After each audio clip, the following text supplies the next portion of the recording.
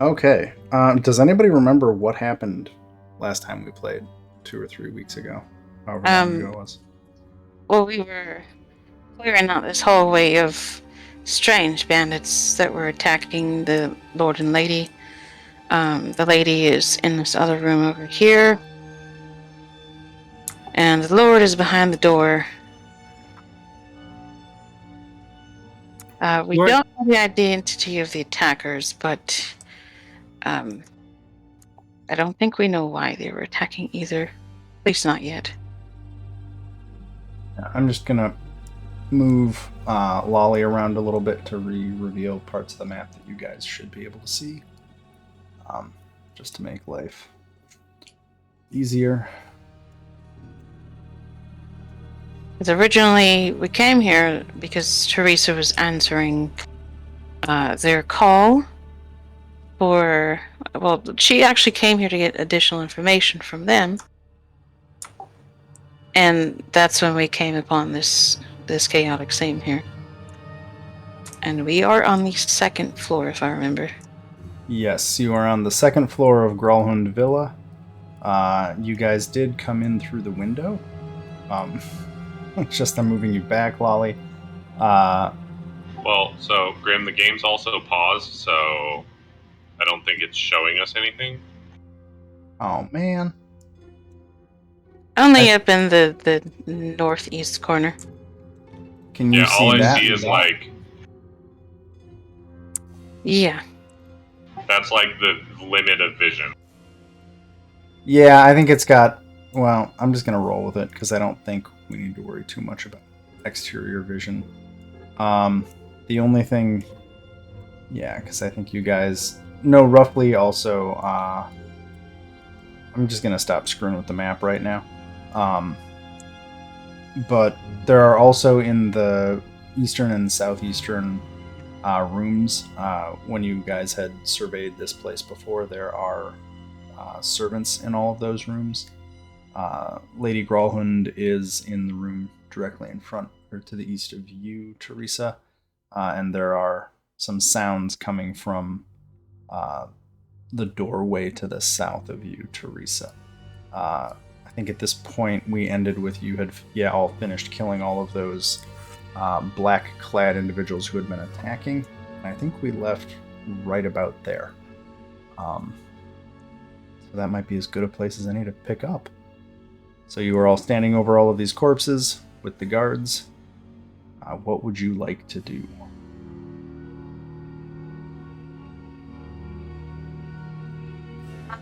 Well, Teresa will keep these zombies at. Well, at least just have them clog that stairway up there, just in case. But she will go to try and open the door. As you try to open that door, it has been locked. And you can hear as you get closer, you can hear muffled voices and sounds from the other side.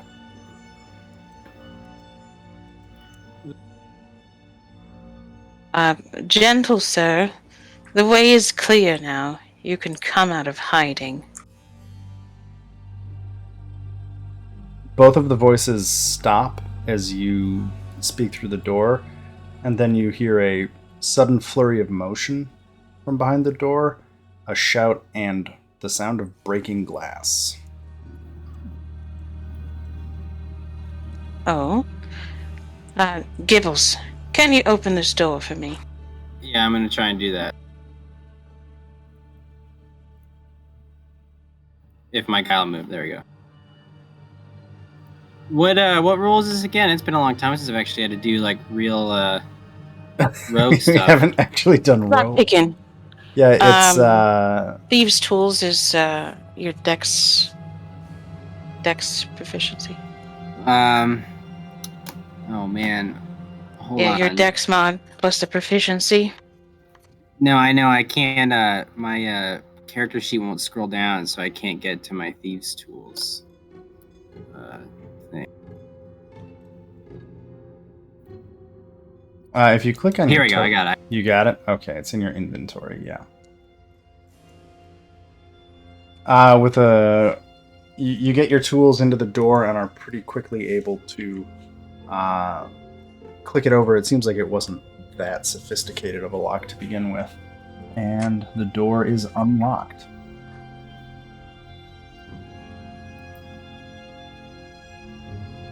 You come into a washroom. There's a tub, sink, pitcher of water, and there's an open door beyond, leading to what looks like a bedroom, from what you can see. I said, gentle sir, you can come out of hiding. Is he hiding under the bed? You see, you've met this man before. This is Orand Gralhund. He is panting on the bed. His clothing is slightly torn, and the window gibbles that you are standing at is shattered. And it appears, you would assume somebody jumped through it, and Orand says, he got away. This vicious thug came in here, trying to shake me down for God knows what, and when he heard you guys at the door, he broke off and jumped through the window. How troublesome. I heard Gibbles first. Go ahead. Can I just quick look out the window to see if I can see the person who is running away? Are they totally gone? They're gone. You do see a chunk of black cloth stuck to the window that looks like it got torn off of somebody whenever they had run away. Or jumped. Okay. Whoever jumped through the window, that it left a chunk of their clothing on the window. I'm gonna go ahead. Grab that. Okay, you have that. Teresa, I think you had said something next. She was just gonna say, how troublesome. Did you at least get a good description of your attacker? That would be most useful. I did, but the DM deleted the token and forgot what he looked like, because the DM is super intelligent. Because that's what happens. Sorry. Migraine med is wearing off, and I was very silly there. By the way, my insight was to determine if he was telling the truth about being attacked. He's definitely telling the truth about the attack. You're not sure you believe anything else he said in that statement.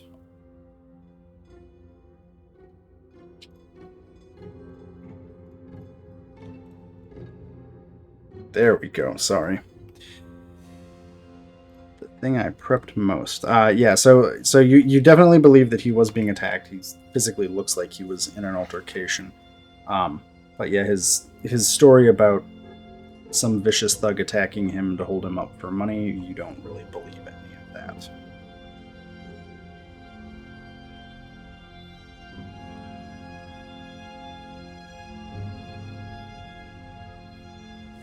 And Lolly will just kind of say, well, so why would they come and break into your home and kill your guards if only to come in and try and shake you down for coin? That just doesn't seem to make sense. It doesn't seem to follow the codes that most criminals would use. He does bring up a point. All this effort, all these corpses wasted, just to steal some coin? Let's see here. So Orand is very kind of with a group of you questioning him. He starts to get a bit flustered and says, "What? How am I supposed to know what stupid thugs want? I mean, we're a rich merchant family." And Lolly, you can pretty much tell he's lying through his teeth right now. Well, and I'm gonna try an intimidation. As he starts saying this, Lolly will say, "Oh, and by the way, your wife and child are unharmed." we have taken care of them and kept them safe for you. And he says, thank you. That's most gracious of you. Oh, Oh. and so she says immediately, do not waste my time. He shits his pants. He immediately shits himself. No. Sorry, 1 second. I'm doing something else at the same time. Okay. What is... I have to just double check 2 or 3 things. We got that.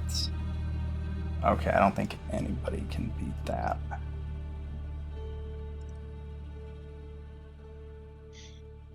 Nope. Okay, cool.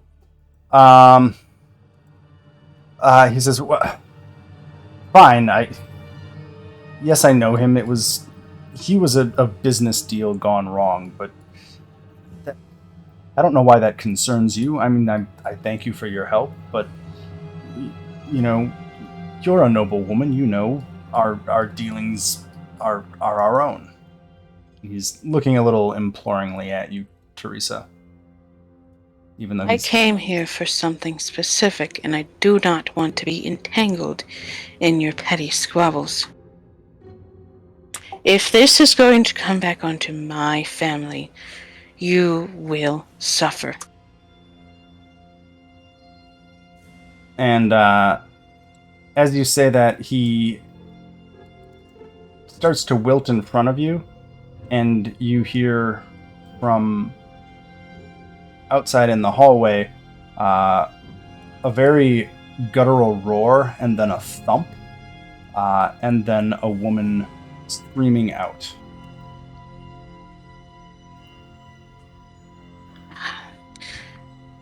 Give me a moment here. She goes out, orders her zombies to come to her.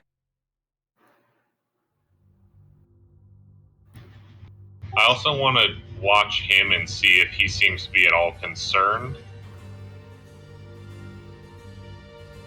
He does look concerned, and Teresa, as you're walking out and your zombies are moving, the 2 guards are rushing into the room that you had come in through.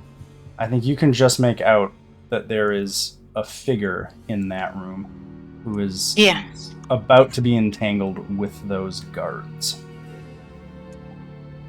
They will order her 3 zombies into that room to kill that suspect. Okay. Does anybody else want to do anything right now? Quick thing, is that a verbal command? Yes.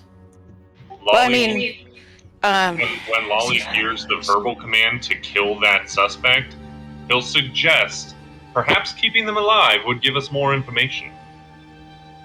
I guess now that Lolly's left the room, I'm gonna stay in this room with this guy. There are ways that we can get information from a corpse, but if you want to spend more energy to keep that creature alive, so be it. Then she'll order the zombies to grapple that creature. Okay. Gibbles, Orund is going to start moving as quickly as he can through this crowd of people suddenly in the bathroom and in front of the door. He is trying to make his way to that chamber where his wife and her bodyguard are, and I am going to add everybody to the initiative order. We're not necessarily in combat yet, but I do want to run this in initiative. So I'm just going to have everybody roll initiative so that we are moving appropriately. Oh. By the way, Alex's vision is like kind of goofy. Let me look at the token once I get the initiative done. Like, it's like blocked vision for like certain blocks around her and stuff. It's bizarre. Let me see if... does she have dark vision? Okay, that's the issue. Okay. How about now? Yep.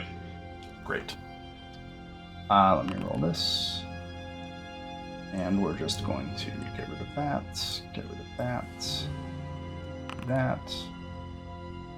I'm just deleting some extra tokens that I don't need. There we go. Did I delete the zombies off the map? And the guards? That shouldn't happen. They just deleted. That's annoying.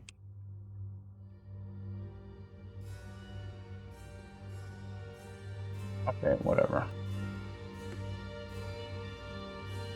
By the way, I think it's funny that the soundtrack that I keep muting is called You Shouldn't Be Here, and all I can think of is, stop! In the name of the law! You have violated the law! You shouldn't be here. Is it called You Shouldn't Be Here? Yeah. Oh, interesting. Fun. I just picked it based on what it sounded like, not what it was named. Okay. So that was weird.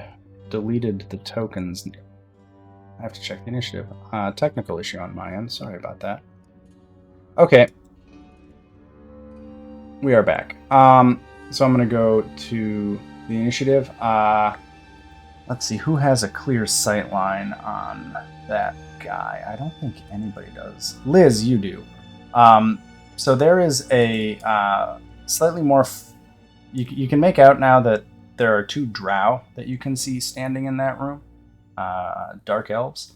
One of them is engaged with the guards, and it appears he's not on the map anymore, but the orc bodyguard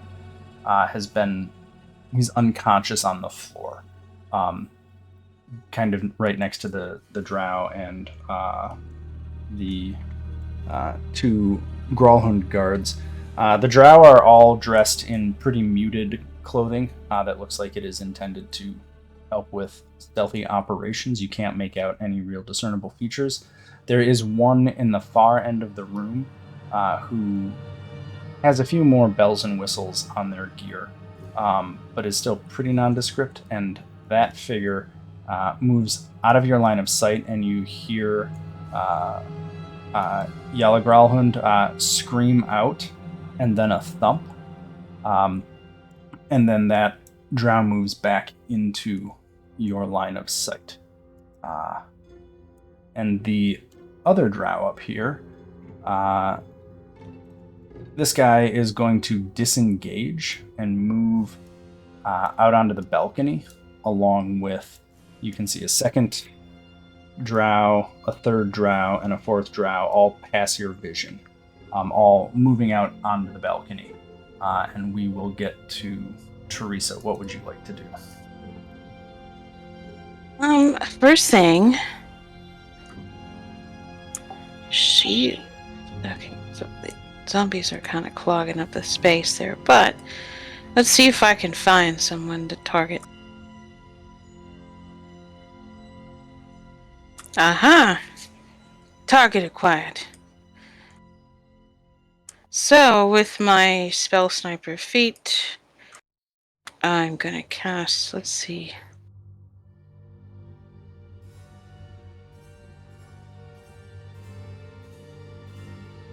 Oh, okay. Alright then. Let's go with Blight. Ooh. At 4th level.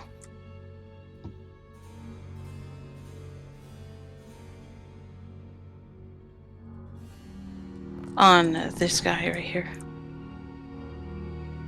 Okay. Right. Let's see here. This is single target. What is my Constitution saving throw? Fair enough. He will do so.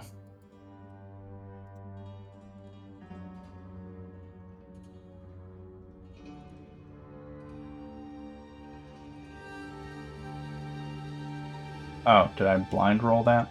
Make public. There we go. 19. Does that beat your DC? I think it does. So Oh, just barely. Oof. half damage on a successful saving throw, so he will take half damage against that. What is the half damage? You definitely hit him. Does that have any other effects that I should know about? Or is it just the damage? No, not for humanoids. Okay. This is definitely a humanoid. Anything else you would like to do? Anything for your zombies to do? For my zombies, they are going. Well, it's gotta be a squeeze, but I'm trying to get them in here. Yeah, they'll count as allied. Where would you like them? Just pile on it. Let me see what their movement is again. I think he was 25. So that can get him right up to that drow if you want. Yeah. So all three of them are just gonna shuffle on by. So I think you can get kind of like that. And then they will do as they are ordered and grapple him. Okay. Let us, I believe this is strength athletics.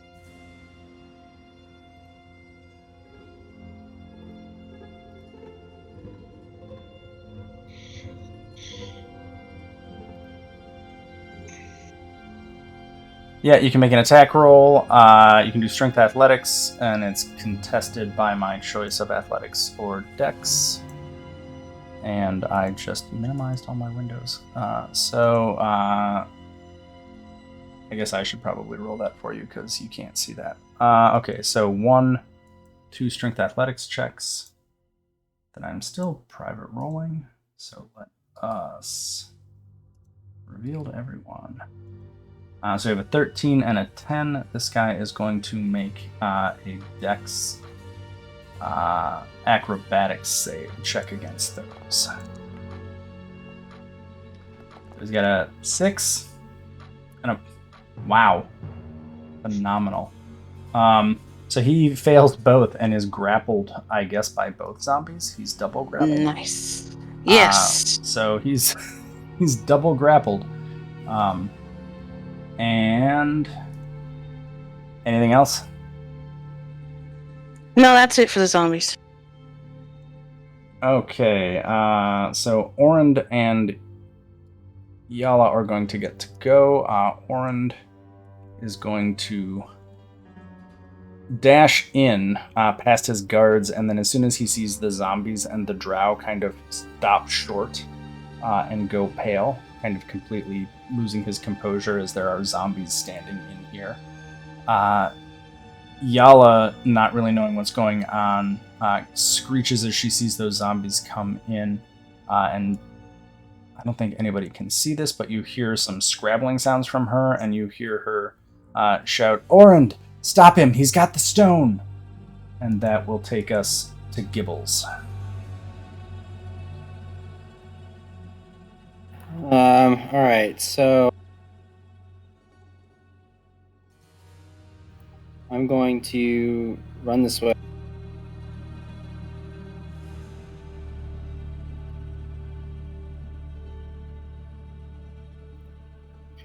Okay, and so Orand ran over here.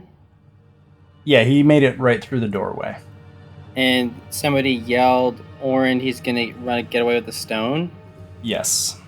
Okay, and then I'm sorry, okay, so because I was down here, I didn't. So we have the drow up here, but the drow are in the room with Orand. So they're over here. Yeah. Okay. That's where Teresa sent her zombies. That's where all of the screaming and sounds are coming from. So there may be something to the north, but to the best of your knowledge, the action is to the east. 5, 10, 15, 20.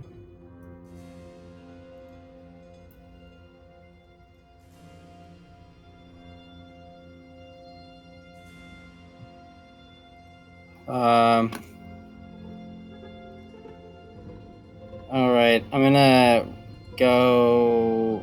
Can I run through here? Yeah, you can pass through them. They pass. Are allied. 15 is 5. Okay, I get in here. When I like run in here, do I notice like who's running, or do I just? Like, So there's two guards. Those are the green heads. There's Orand. South of him, there's an unconscious orc, the bodyguard that you passed on the way in. He doesn't look seriously injured. He just looks unconscious. Yala is on the floor, she's scrabbled backwards and is sitting up against the wall down there. And then you can see the three zombies, two of whom have someone grappled in their loving embrace of undeath. Okay. And I'm sorry, the zombies are Teresa's? Yes. So... Oh boy, I cannot make it to the drow. Can't make it to her either.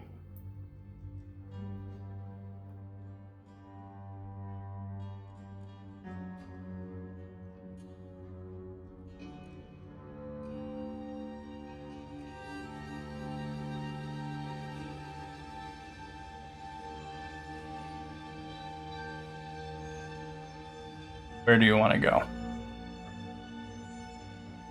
Sorry, one second. I'm looking.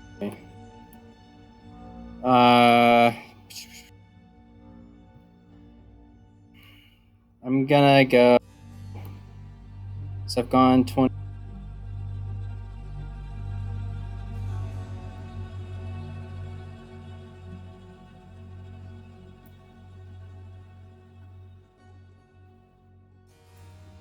I think that's as far as I can go. Okay. So I will. How much I can do on my turn? Okay. Liz, would you like to do anything? Yeah, I'm gonna move.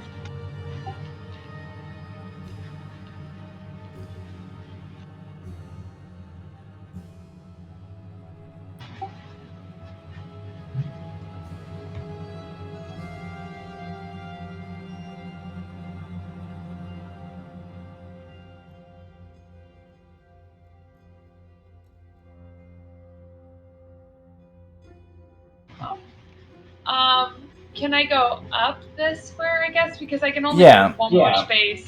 There's a curtain there. You can just kind of brush into the curtain. I think I kind of described this last time, but this is like the antechamber to what you would assume is the master bedroom. Now we're not doing the push and talk and trying to move things again. Now Okay, can you hear me now? Yeah. Okay. So, I was just saying I can't be on top of them, right? No. And not in the same space. So, I was just gonna, I guess, go up now.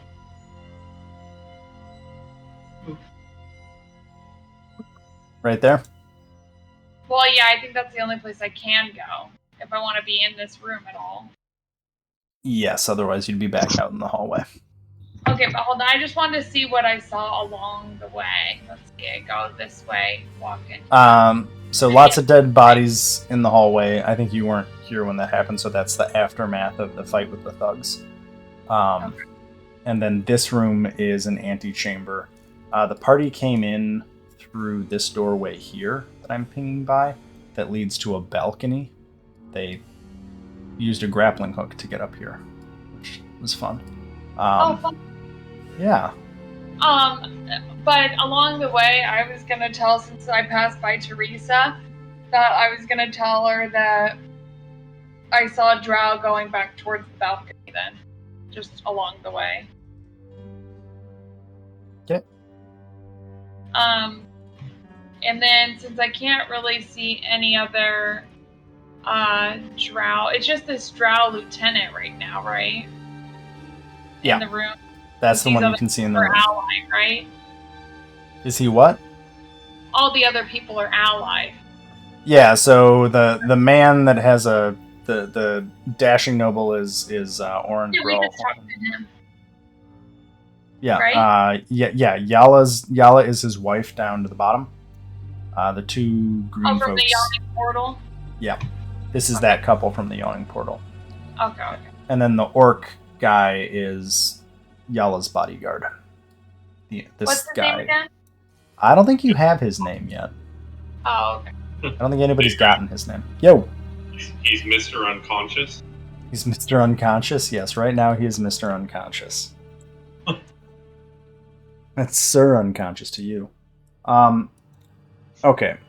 Let's see. We got 2 veterans, veteran guards. They are going to...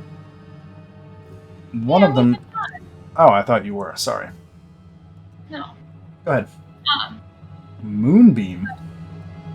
Yeah, if I put it right here, I don't think it'll affect Teresa's, Sure, hitting that. Yep. Okay. So that'll take effect at the beginning of his turn. That'll be fun. Is there anything? That was all I wanted to do. I just wanted to do the one thing, but I was just trying to move and see, because I wasn't sure, depending on what I could and couldn't see, because I didn't realize there was 2 people right in the doorway right there. I was going to move the other way, so I was like, oh, if I see anybody, because I knew the drow had run that way, so I was trying to go that way, but since I can't see them, I can't really do anything in range of that. Yeah. Yeah. So, anyways, I had to just change plans at the last minute. Okay, that's all I'm doing. Cool. So our guards here, the pair of them, seeing the zombies push past them and the moonbeam blast down on that drow,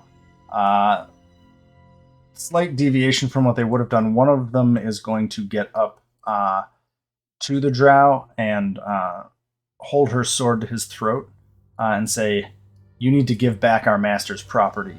And the other veteran guard is going to kind of take up a position defending Yala in case the drow does anything suspicious or more suspicious than breaking into the house. Lolly, it is your turn.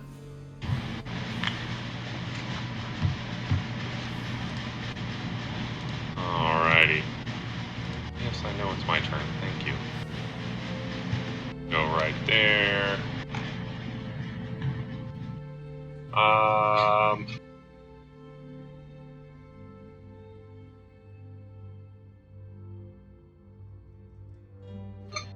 Yeah, just because I can. Well, no, that's not how Lolly would be. So, came from 20, 25. I think that's all I can move. No, I get 30. Look at that. Alright, go right there. Yeah, I mean, if he's grappled with a sword to his throat, I'm not going to shoot him. So, we're just going to hang out right here and observe. Okay. So the lieutenant, I guess the first thing he's going to do is make a Constitution saving throw because he's got a moonbeam on him. Let's do that. DC 17, which he will beat. So is that half damage or no damage? Half damage. So half of 5, or half of 10 is 5 damage. So he'll take 5 damage from that, and noticeably wince as the moonbeam kind of sizzles him a little bit. Good. He'll look at the zombies and the guard. He will drop his. He's got a blade out and a hand crossbow, and he will kind of drop both of those to the floor. Turn and shout to his men, "Get out of here!" And then turn to the lieutenant or the veteran and look over at all of you and say, "If you will unhand me and move that sword away from my throat, I'll be happy to return the property that Miss Gralhund has requested." And then I'm just going to get to the drow. The other drow all skedaddle. They are taking off across the balcony and leaping off onto the roof of the house outside. At this point, I think it's Teresa, it's your turn. What would you like to do? So she hears this and she's like, a drow saving his own men. Has the world turned upside down? She's gonna come in here. Let's see, 5, 10, 15.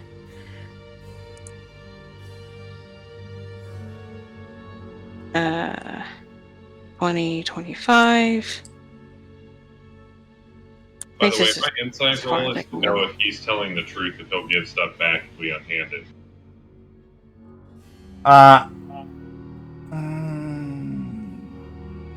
He doesn't seem to be. Sorry, I was vacillating because we're kind of in combat order, but I don't really care.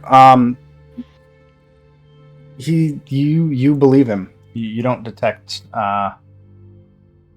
You don't have any reason to not believe him right now. The situation makes it seem like he's pretty sincere, and he seems sincere. Okay. So Teresa, you're in the room. Would you like to do anything or command your zombies to do or not do anything? Well, zombies will continue to grapple. This third one is just going to come over here and grapple it like it was ordered to. But for my turn... Are you putting the zombie into the moonbeam area or not? Right here. Okay, cool. It'll grab him, and he does not resist it. He doesn't contest the attempt.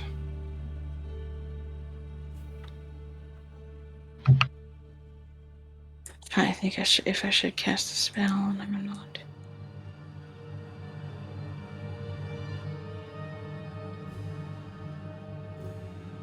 Well, I will hold my action for now, but I will say to the drow, very curious. You've piqued my interest. For that, I won't kill you yet, drow. And he'll nod at you as much as he can while being triple grappled by a horde of zombies. Anything tell else? The others to hold off on their attacks. Okay.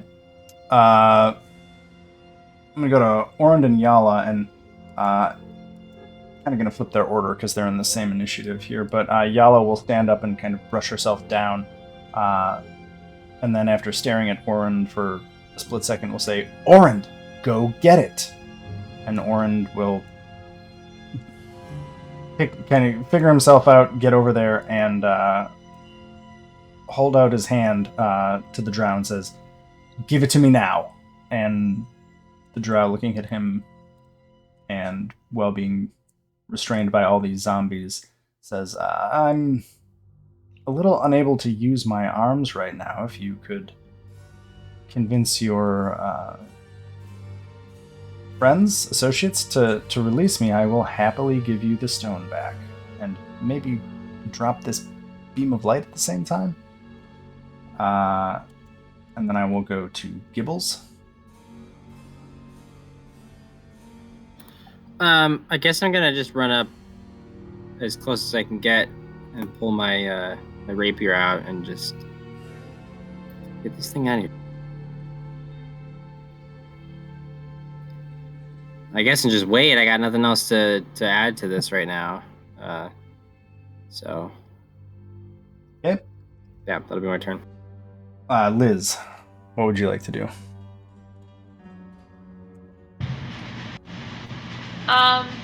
He still hasn't handed it over, right? He is being tightly held by 3 different zombies, so when he says he's incapable of giving anything to anybody, he is accurate. He is currently not able to give anyone anything. Yeah, but he also doesn't seem super trustworthy. That's just the fact. I mean, he passed my insight roll. The drow did? Yep. Maybe we need to be friends with the drow and Oron. Or Orden? Orand. Oren.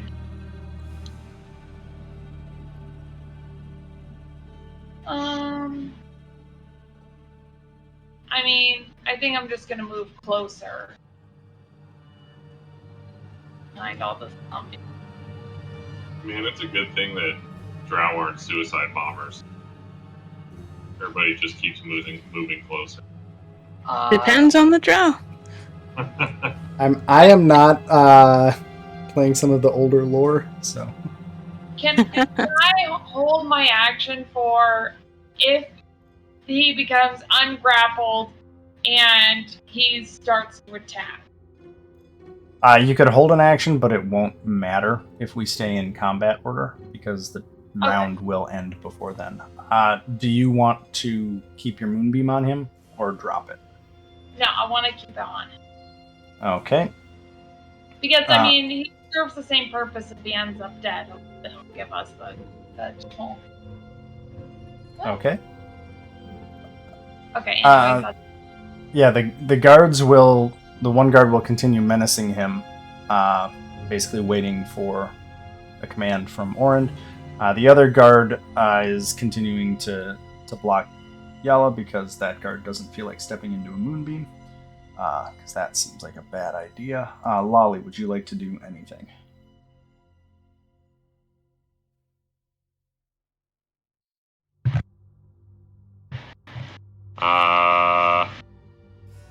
So is this like a bed right here? What is this? I think it's a carpet. I'm gonna go with a big carpet. Okay, well, I'll move rug. over on the carpet. I'll even stay, like, respectfully away from the lady, because the guard is being, protected. But I'm going to stand back and, like, try and stay out of the way, specifically watching these two and their reactions. They are both very nervous and agitated. Their house was also just invaded, and half of their guards were killed. For context. Yeah, but I'm looking for... Yep. I'm specifically waiting for the drow to be ungrappled, so I can see what his reaction is when he gets the stone. Like, whatever it is, whether it's joyful, fearful, if it's, like, anticipatory, like, what is his feeling when he receives it, and then what is her reaction to him getting it. Okay. I guess I'll make another Constitution save.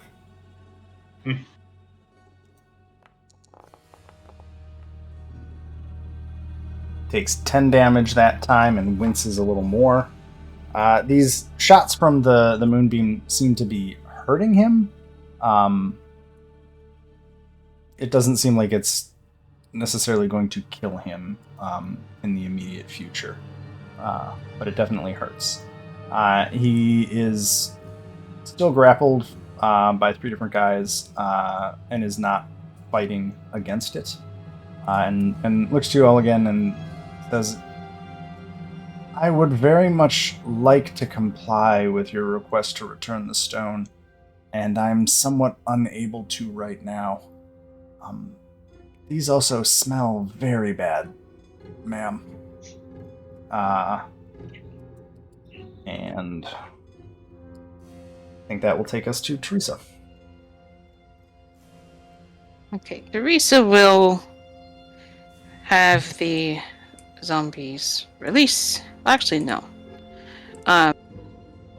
These two in the top will release him. Okay. Third one will drag him out of the thing here. Does he resist? No, he doesn't. Okay. So the third one is still grappling him. But the other two have released him. So let's see. So she'll say,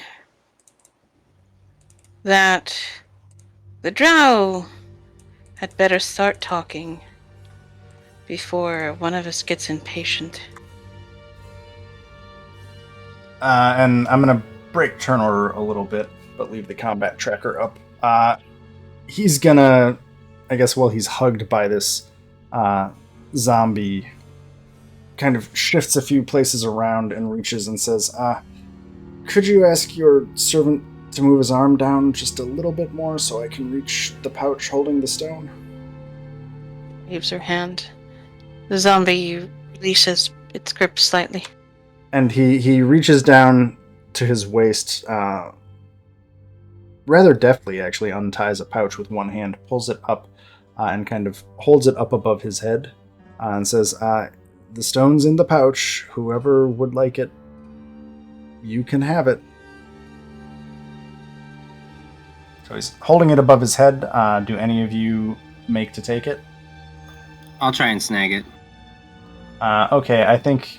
So what's going to happen is Orund is going to also kind of try to shove this guard out of the way to get to the stone. If you want to contest him, make... Do you want to contest him as he goes for the stone? Yeah, I do. Okay. Probably... I was even saying, like, man, it's right next to Gibbons. Like... Probably, let's go with sleight of hand. That seems most relevant here. Alright, 1 second. Unless you want to just, like, hit him or something. No, I'll do sleight of hand. Oh! Well, let's see how he goes. Really muff that. Oh, boy. No! So you kind of grab for it, and Orund just kind of, like, slaps your hand away and grabs the bag. And Ouch. then quickly moves down by Yala. Lolly, as you're watching this, Orund was so focused on getting that stone that he didn't even seem to really register Gibbles so much as trying to take it, just more like, something bat, and grab the stone, and seems a little less agitated now that he has it. And Yala looks fairly relieved. I mean, does he look like Gollum being like, my precious, or is he just like taking a deep breath? Taking a deep breath. Okay. This is not like all of a sudden the ring wraiths are gonna come swarming down on you. No. This does not appear to be disappointed. Yeah. I don't have that audio track. The video would get pulled from YouTube. I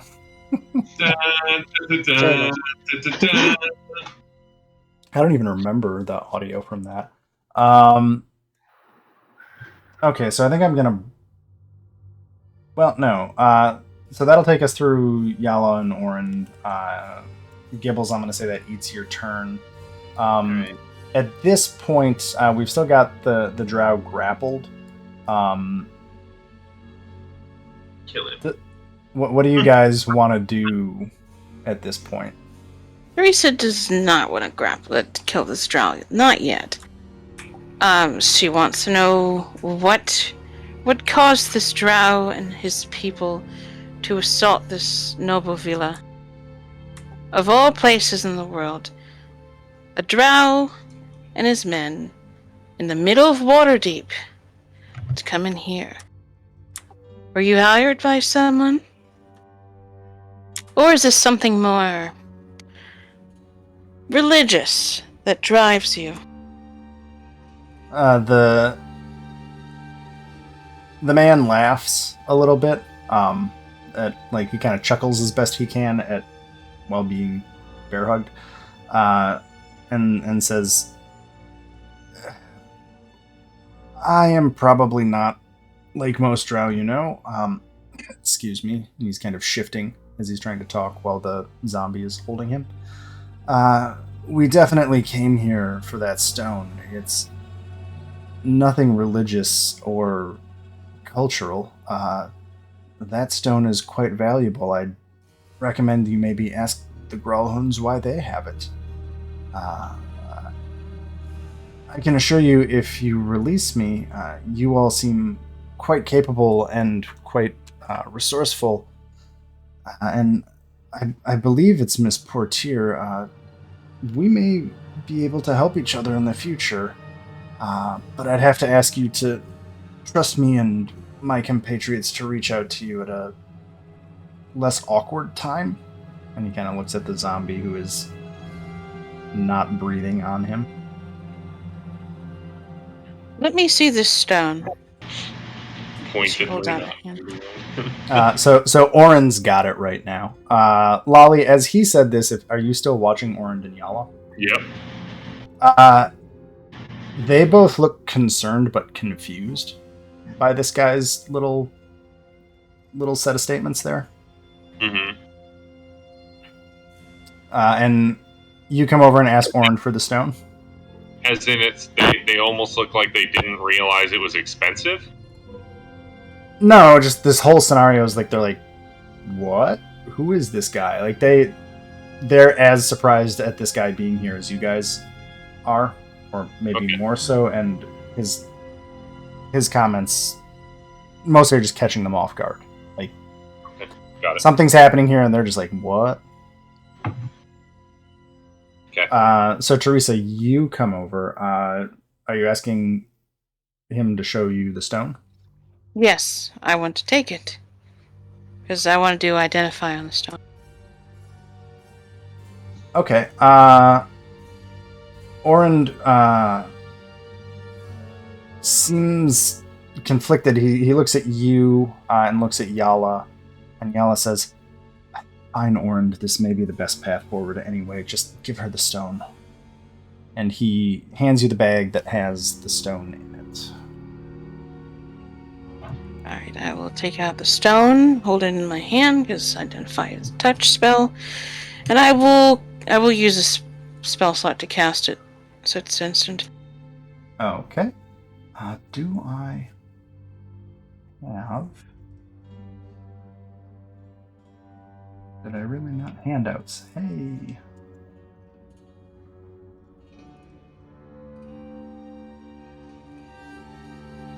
Oh, I didn't have this one. I'm going to post this over in Discord so I can show you a picture of it, because I did not put it in the thing, so I will pull this up real quick.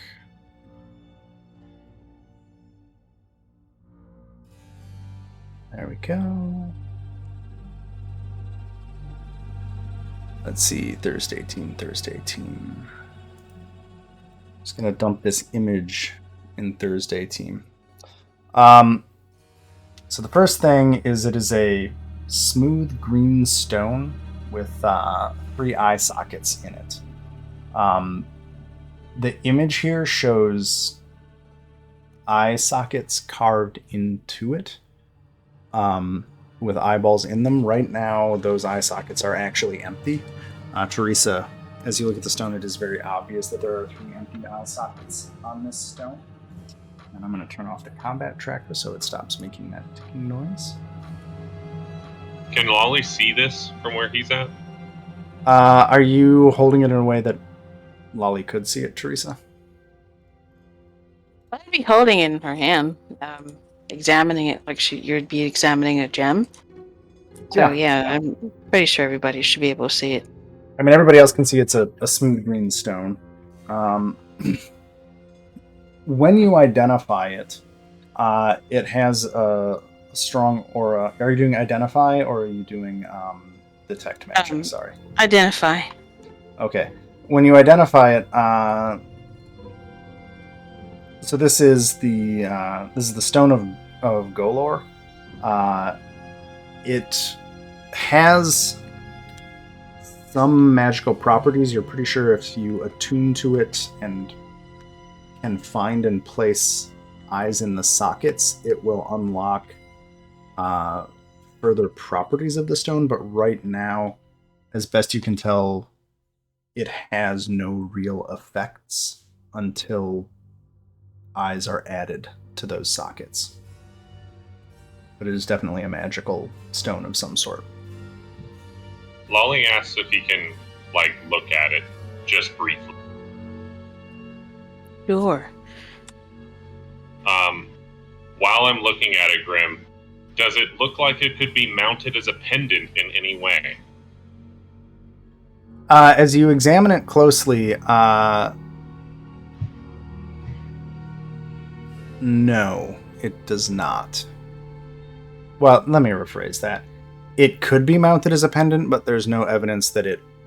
You don't see any evidence on it that it had been used as such. Does that make sense? Okay. Yeah. Like, you're trying to figure out if this is Raynar's necklace that he got stolen from him? Yeah, and as I hand it back to Teresa, I'll say, it has a striking resemblance to the pendant which was described to me by Raynar. And then I'll look at the two here and just say, is there any known significance to this design that you are aware of? So before I answer that, I'm going to retcon something. Sorry, Lolly. His pendant was a locket. And I think I actually described basically this item as the pendant, and that was a mistake. So I'll apologize and just say his pendant was a locket from his father. Oh, okay. Sorry. But I know exactly why you're asking, and that's more of a mistake on my part than it is something you're misremembering. The Gralhunds, you're getting the impression that Yara, or Yala, kind of wears the... Yara? Isn't Yara from Game of Thrones? Anyway, Yala is the one in charge here, and she says, I'm not sure exactly what it is. We just know it's important to a great many people, and we came into possession of it, and we're going to turn it over to someone, and it seems like that someone got impatient. And then she looks over at the drow and says, and it seems there are other someones who want this item.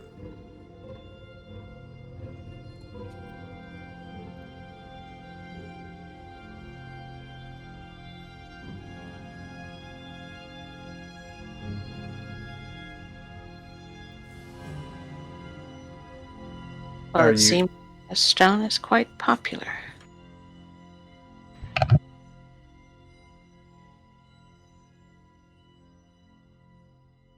Lolly, were you saying anything on mute, or just not? I didn't even hear what you asked me, sorry. I asked if you were saying anything on mute or not after Nope. I finished talking. Okay.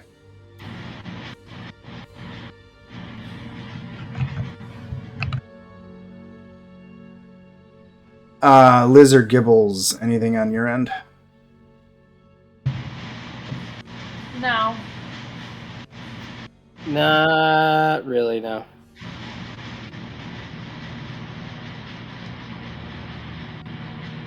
Okay. Yala will reach out and say, if you don't mind, I would greatly appreciate having the stone returned to us.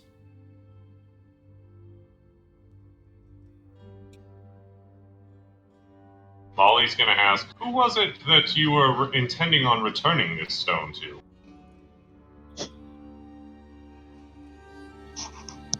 to? So she looks around and says, just kind of assessing the situation, she says, can you get that person out of here? And just kind of gestures at the drow. I'd rather not speak of this in front of him. That would make sense. And I'll look to the other party members and ask, like, do we have any further reason to detain him? He has offered to contact Teresa in the future, I believe. I'm still curious about this drow's offer. So if he is going to be upholding his end of the bargain, then she waves her hand again, and the third zombie lets go. Okay. He will very gingerly step back towards the balcony and kind of looking at everybody. He's holding his arms up in a very non-threatening way and says, I'm sorry, I didn't catch your name or get your name. And he gestures to you, Liz. That's true, you didn't get my name. Well, would you mind dropping the moonbeam so that I could leave without catching even more of its wonderful rays? No problem, and I'll go ahead and drop the beam. Okay. Where's my ruler? I was gonna say, I don't know if I... I got it. Okay. He will, walking back slowly and very carefully, will just kind of crouch down and pick up in a non-threatening way his scimitar and crossbow, and will put the scimitar in his belt and put the crossbow on the other side of his hip and walk out backwards facing all of you. And then once he gets through the door, he is going to take off across the balcony and leave. And he is gone unless anybody wants to do anything in the moment to do anything about that. Let him go. No. Okay. No. After that individual is gone, Yalo will turn to the guards and say, I am sure we are quite safe with Miss Portier. Could you please take Prabhaz downstairs and make sure he's all right? And the two guards, looking mildly confused, will comply and between the two of them pick up the orc and remove him from the room along with themselves. And then Yalo will say, Orand, get the doors.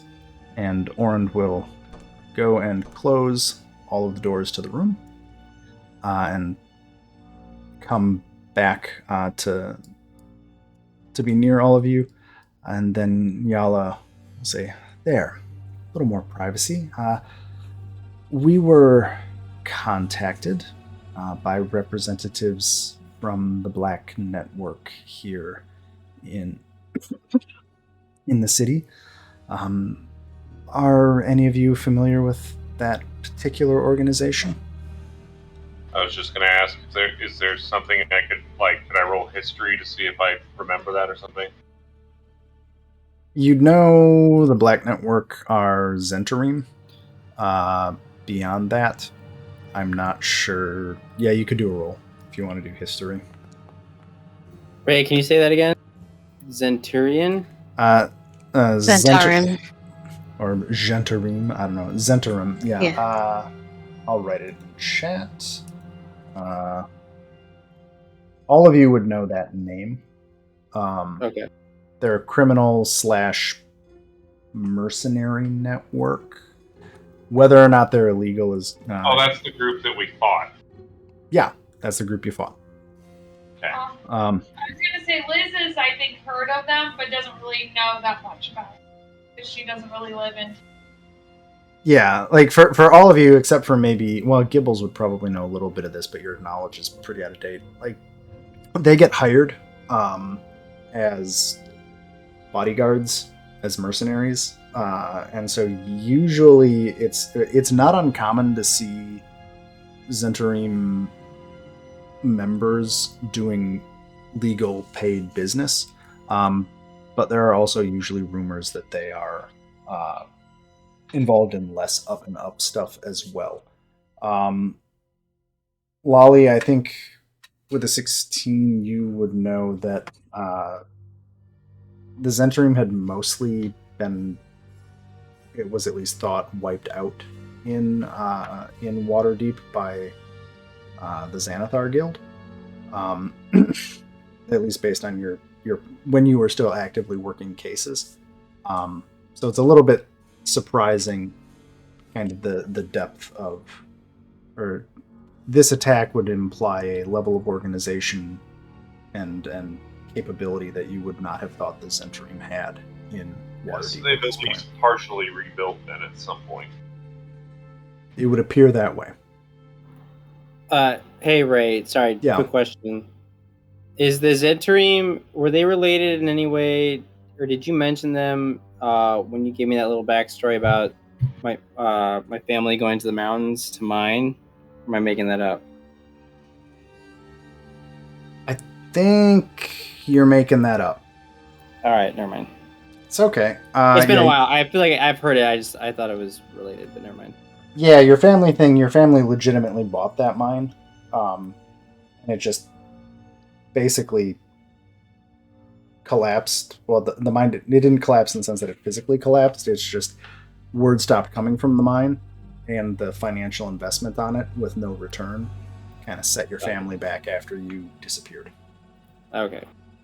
And so the two members of your family that went off to do that are basically AWOL for a couple months now, and that's why your great grandniece is getting very, very concerned. Because, Gotcha.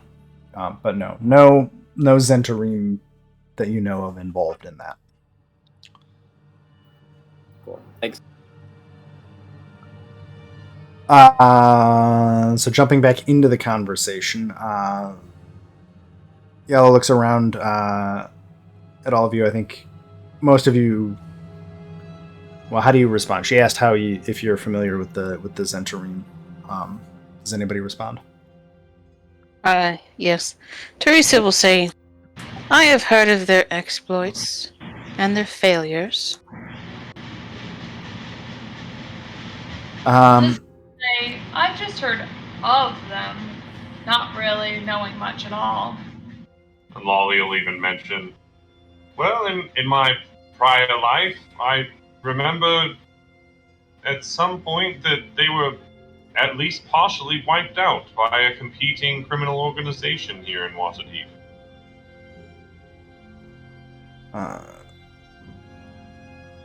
Yella says, looking at you, Lolly, I believe they were. I think today we have evidence that that's less so than we maybe thought.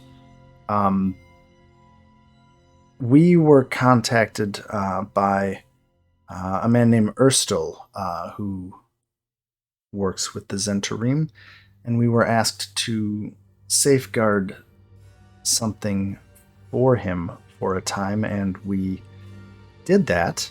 And instead of the agreed upon payment, we were attacked today.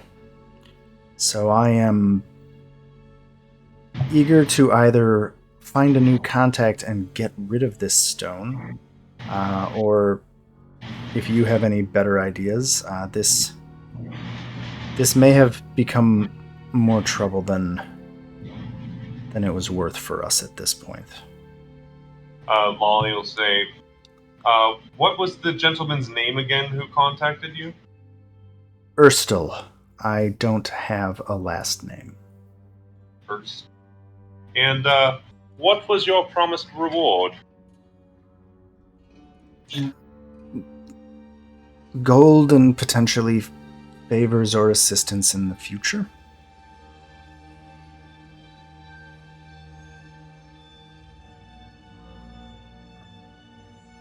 Okay, well, how much gold were you promised? She arches an eyebrow and says, I would rather not discuss that particular detail if that's all right with you. Let me put it another way. If we were to take the stone off of your hands without you mentioning it to anyone else so that we could continue the investigation, how much would you require? She lowers the eyebrow and thinks for a moment and says,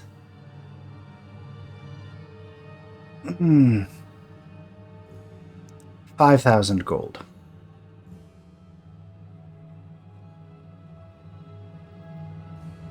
I mean, first of all, let me look at our inventory. I don't think we even have that much anyway.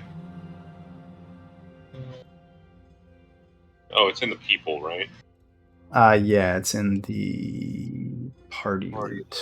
Yeah, we have 2,000. I know you have 2,000 in cash. You have... Well, Yeah, but I mean, even then, Lolly's just gonna kind of like scoff and just be like, 5,000. Maybe you'll spend less than that to staff your entire house with new guards after the next attack. It seems like you could let it go for less. and she sighs and says, well, what's your counteroffer then?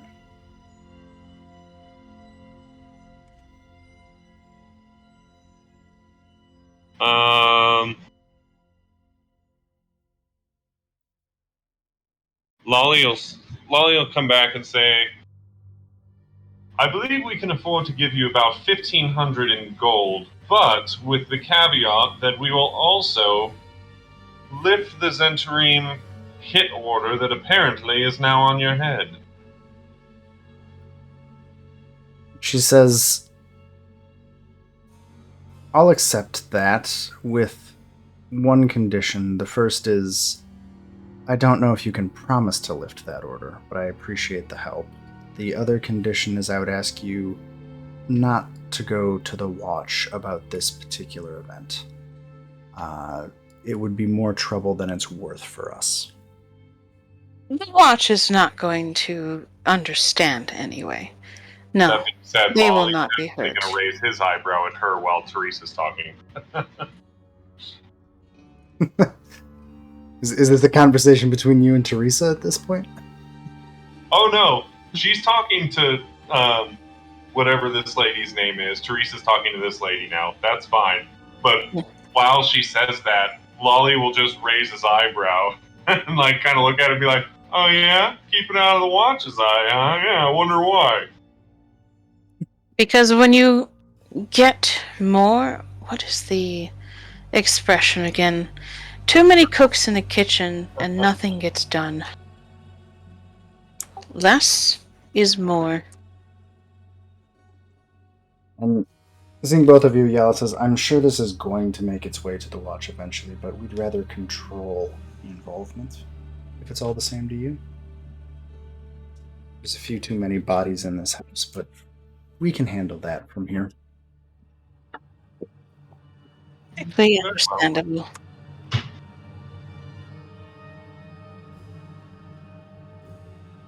Well, then I think we have terms, if that's acceptable to you. Lolly will kind of look at Teresa for approval. And then tacitly say to her, this was your rodeo to start with. We'll see what we can do with this. If it leads us somewhere to our ultimate goal, then it is worthwhile to pursue. Otherwise, if not, we will drop it. Then Lolly will turn back to, what's her name again, the lady? Yala? Yeah. He'll turn to Yala and kind of nod his head and say, that sounds like we have terms to me.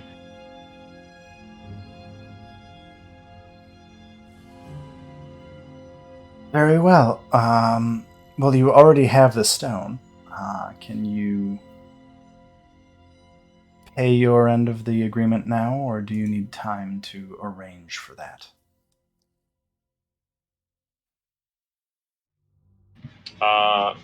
Well, technically Lyokin's carrying all our money, but, like, can I just pay her anyway? Sure. You should probably put the bag of holding on somebody else. Or come up with a solution for that. Yeah, you can pay her if you want. And Okay, I pay her. Assuming you do so, she will nod to you, Lolly, and say, Miss Portier, Thank you. I also would like to apologize. This is not how we had anticipated to invite you to our home. I hope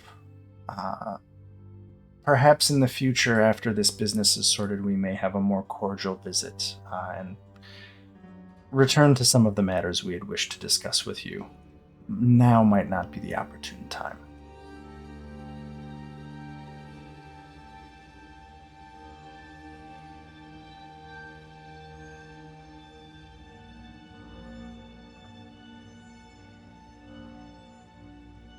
Well, I don't wish to detain any of you. We have some cleaning to do and some unfortunate messages to deliver. We're grateful to you, but you're welcome to leave now if that would be suitable for you. Why do I feel like Gibbles is walking up to pickpocket her?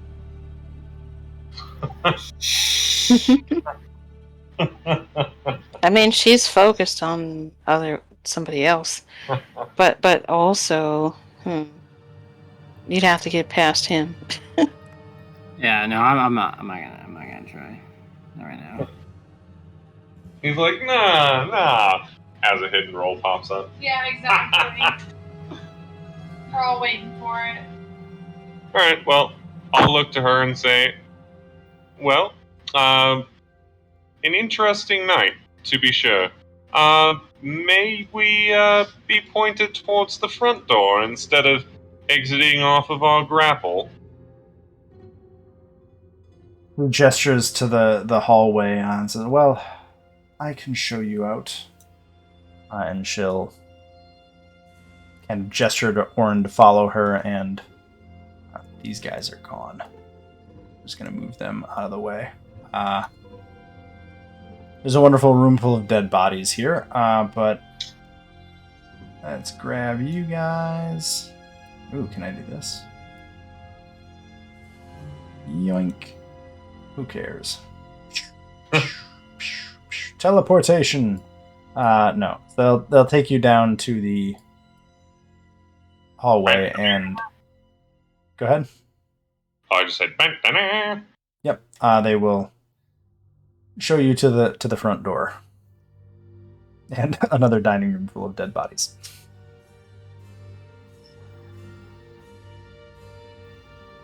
Well, it seems like they have no shortage of something. Mostly dead bodies. Do you guys want to do anything else here? No, Teresa would think that her business is finished here. She will have to destroy the zombies because she can't just walk around with them. Okay. I'm going to just blip them out. Yeah.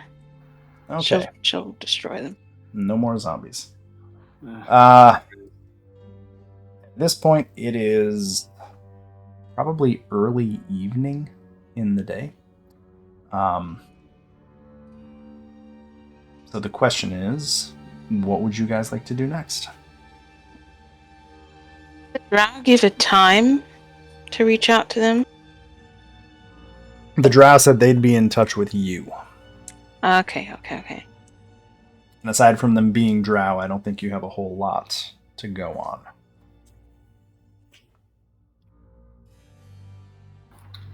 Okay. I don't know what we did, what we've done other than like this session and the last session. I think I've missed a few. So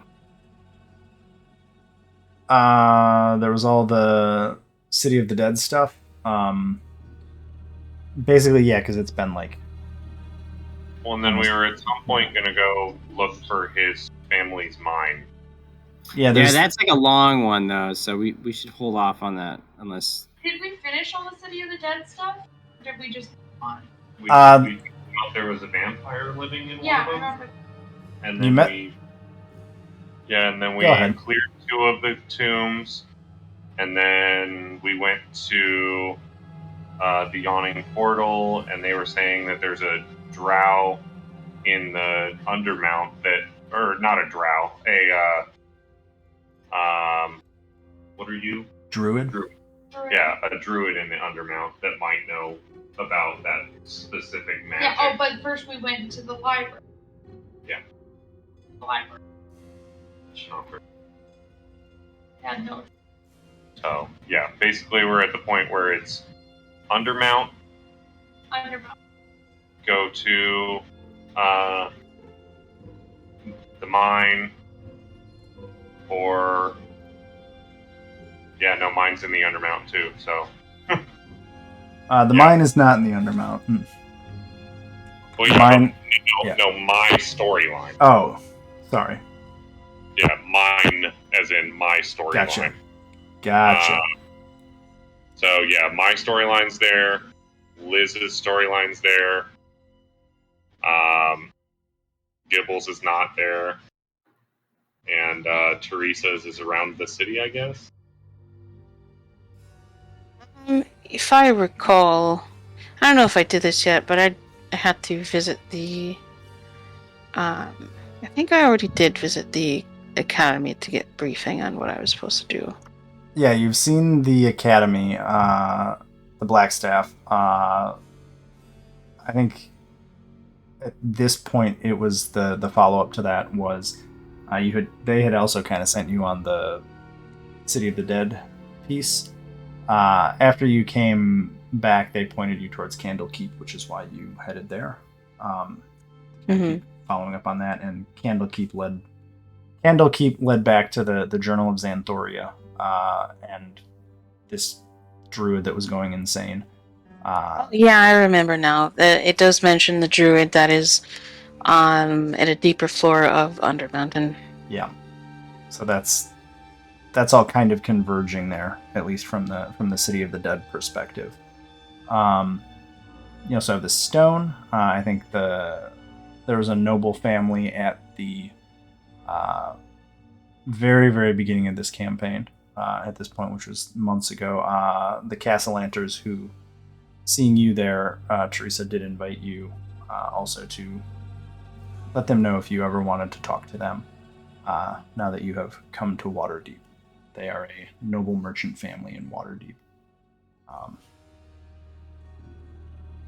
think those are the angles. And now you have this stone, which ties into maybe the whole embezzlement plot. Which we totally know what to do with. I think we should keep the stone. Well, yeah, we did keep the stone. Okay. Alright, good. I was just about to say, don't let any of these people have it. Oh, yeah, no, we kept it. I'm going to go to the bathroom real quick and take a quick break. I'll be right back, and then we can figure out what the next move is. Okay. Sounds good.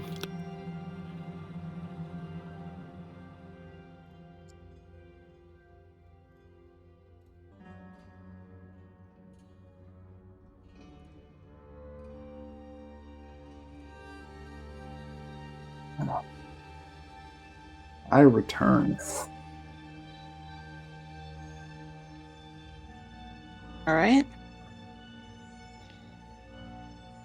Before you get too far, my character's going to need to be resynced from D&D Beyond. Okay.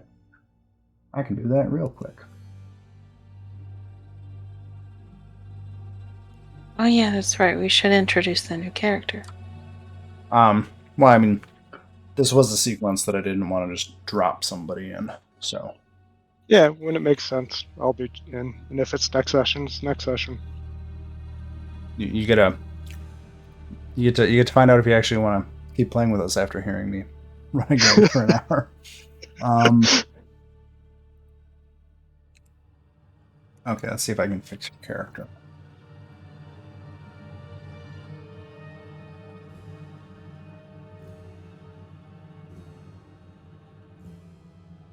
I'm gonna have to keep an eye on your character because you're the advanced version of my character.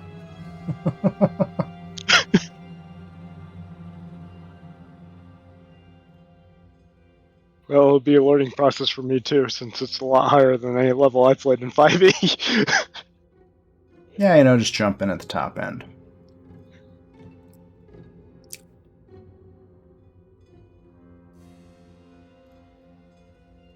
Where is your armor?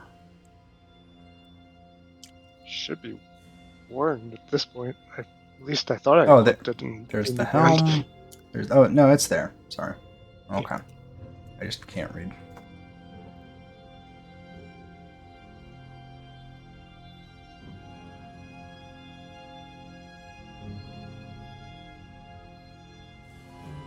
Do we have Owen or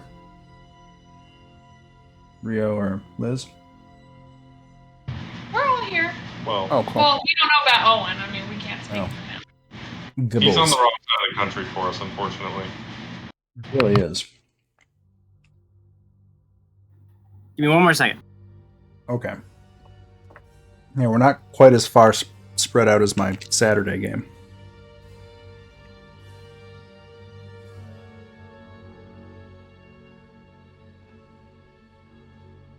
That one I had to learn how to tell time in Australia. That gets tricky with the dateline. So my Saturday night game is their Sunday morning game.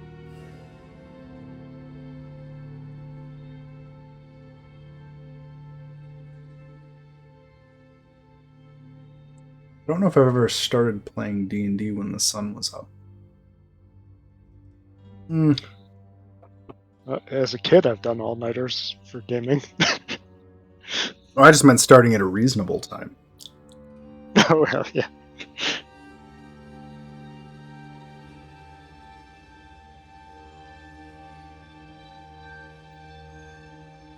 Did anybody ask the drow his name? I don't think anybody did. No. No. Okay, cool. I'm just making sure I didn't. Okay. Awesome. Okay, I'm ready. Sorry about that. Okay. So it is early evening. You are outside of the Gralhund estate. What would you guys like to do? Where would you like to go? You go home? Do you want to go somewhere else?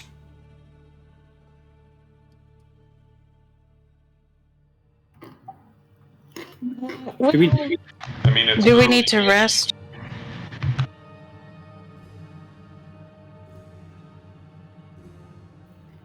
I mean, I think I'm fine, but I'm okay with resting.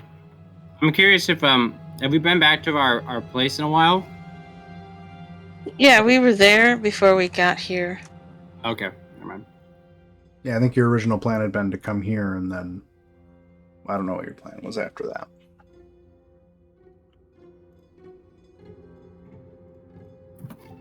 So, with that being said, I mean, we can, because we can always leave Undermountain, being that there's a large portal in the tavern. I would say that we should start trying to go into Undermountain just to get the bearings. I think that's a good idea. Yeah, I like that idea. Because they did say most adventurers go in there, and some of them, the veterans, get pretty far before they turn back. So, and they said there's multiple floors, so we can at least start exploring the first floor. Yeah, I agree with that. Let us go. Maybe get some sleep first and then go. Yeah. Sure. Okay. So is that go home and then go to the owning portal in the morning? Yeah. Yes. Okay. So I'm gonna before you go home, I'm gonna show you something just so you guys know it exists. Hopefully this works. I just changed to a map. I'm hoping you guys can see all of it. Yes. Cool. So I found some really nifty ward maps of the city. I think across the top of the screen you guys should be able to see all of them. You should have like Ward Castle, Ward Dock, Ward North, etc. And it actually picks out locations that would be known to people. So if you ever have a desire to know what's where in Waterdeep or go to some place, all of these maps are here now. I didn't get rid of the big city map, but yeah. I don't know. Very cool. So you did find a way to put that in there. I didn't do this. Somebody else did a lot of hard work, and I found it and said, damn, that's awesome. I'm stealing it. I'm Yeah. stealing that. But so, like, if you look at towards the top of this map, that is where Troll Skull is, number 7. So yeah, that's where you guys are going. So I'm gonna. I'm We're a basically party base. Yeah, you're a party base.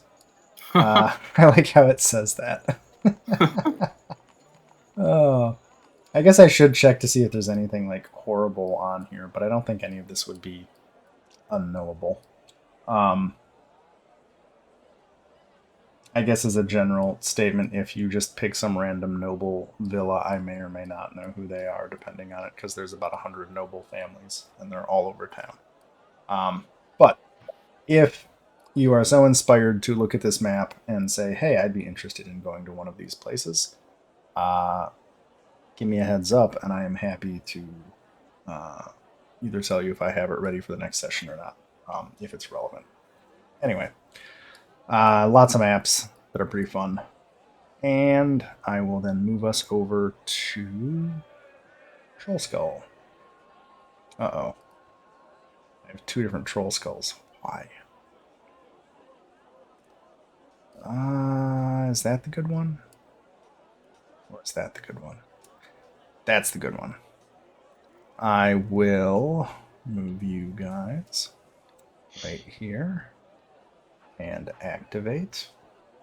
And Anvar, if you want, I can have you, having been waiting to see if the owners of Troll Skull will come back. Does that work for you?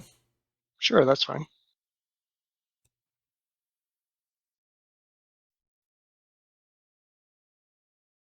So as you all approach home, as the evening is starting to darken, do you want to describe yourself, Anvar, by the front of the manor? Sure.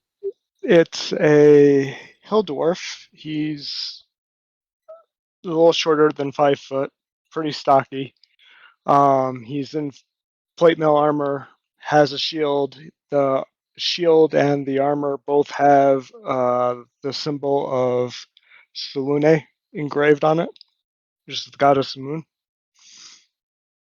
He's got a warhammer at his belt, and he's just casually leaning up the side of the building.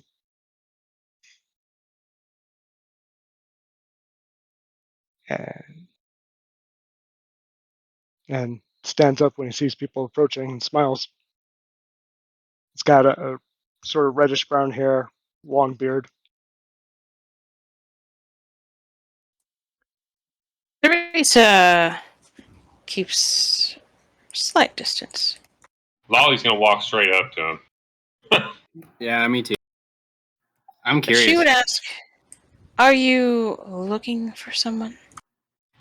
I'm looking for the owners of the Toscano Manor. I heard through a friend that you guys had come into this property, and he was encouraging me that it was a potential business opportunity for us all. I am a brewer by trade. My name is Anvar. And so he was thinking that it might be intriguing to make your manor into a brew pub. Oh, Yeah. fantastic! I love this idea. Quite good. We could use a source of steady income. I happen to be a member of the guild as well, so you won't have hassles with them. Perfect. So, how long have you been brewing for? Do you have any samples? Have you brought anything that we can taste, maybe? I have not brought any samples with me, unfortunately, but I've been brewing pretty much my whole life, so for the past 40 plus years. All right. Well, Well, I don't know. how about you come in and taste Sir Gibble's brew and tell us what you think? Fair enough. I'd be happy to come in if you invite me in. My brew. I have a brew? I thought you started one a long time ago, didn't you? Oh yeah. Like, when we first got the property, you were like, yeah, I have a brewing setup. I'm going to start one. Oh. And then we were Well, like, okay, listen. well, it's a couple of weeks. Well, it's probably been that long. It's getting a nice aged taste. Is that top fermented or bottom fermented? Are you going for an ale or a lager here? I think at this point, Ray, it's going to be all fermented. It's just the whole thing. Yeah. Tops and bottoms, all in one. Anvar, as you enter following Lolly, you do notice floating behind the bar, there is a rather small version of a creature that you're pretty sure is a beholder. And as you enter following Lolly, you hear a voice in your head say, "Who is this that enters Belcorge's bar?" Lolly will Well, just, like, casually say, oh, hey, Belcourse. Well, Of I'm not course, he's looking for work. I am Anvar. Oh, why am I moving Liz? I don't know why I'm moving Liz. Sorry. I'm moving you. Because from- Liz isn't moving Liz. It's a habit to like move people, and I should get out of it. Well, Liz can't see Liz again, so. Oh, she can't see again? Oh, is the token screwed up? It's just not selected. So, like, I can't see it to select it. You Thought figured I, just friends, huh? I thought. How about this? I got it. Thank you. I thought I fixed that last time. Did I? Yeah, I fixed it. Obviously didn't fix it. Let me just configure the character because you guys play on the same computer. But well, you should be an owner of it. That's weird. I'll try and play with that between next session and see if I can fix it. I don't know. I think if you have a token selected, if you just hit escape, that might show you. That's what works for me. So Belcorge, after you say hi, Anvar, Belcorge, the beholder, bobs up and down once and says, "Welcome. Would you like a drink?" I would indeed. Usually, unless I specify other, I can't talk. Unless I specify otherwise, Belcorge communicates telepathically. Okay. So it's a little unsettling, I would imagine. Maybe not. But Belcorge will float over to the rather poorly stocked bar. I think we're down to like one tiny keg and a bottle of wine. And will grasp them with some stalks and bring them out to the bar for everybody and start pouring some drinks. I can bring some stuff tomorrow. I didn't want to show up carrying it all tonight if I didn't actually run into you. Yes, that'd be wonderful. Obviously, we're getting quite low. What would you say that your charge would be? Would you do a cut of the profits? Would you want a flat fee? Like, what are we looking at here? I would think cut of the profits would be reasonable. Excellent. So- A solid 10% then?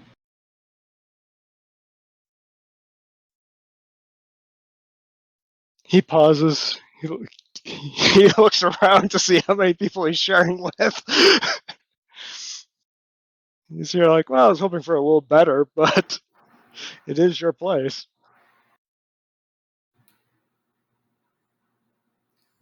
$15? I suppose 15 is fair enough. I assume you're all equal owners of this place? Oh, why, yes. It was given to the group as reward for the destruction of a Sirac. Or I suppose it's more driving a Sirac from this plane. Oh, right. You're the heroes. that I've heard so much about. Yes, we are. Yes, we are. Some of us. Yes. Volley will just kind of look around and be like, yes, well, some of us are. So I think Liz will just say, yeah, definitely not me. And then she'll turn to Belcourt and just be like, motioning for a drink. Belcorge will get you said drink. Anvar, to go back into the lore of the campaign, there had been a huge ceremony that Laryl Silverhand, the Lord of Waterdeep, had held when this group arrived in town. Would you have been the sort to attend to that? If my family made a big deal of it, I would have gone.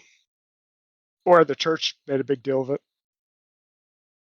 The church probably would have been interested in having you go, Then I would have gone.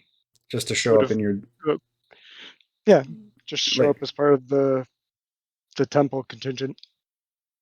So you would recognize then that Gibbles, Teresa, and Belcorge were technically part of the group of heroes. Lolly was present, but not necessarily being honored in the same way, but he was up on the stage. Liz, I think you were. Liz was not present. Yeah, Not she at would. all. Liz didn't care. She was busy doing other things. Exactly. We switched characters for a couple of people between campaigns. So,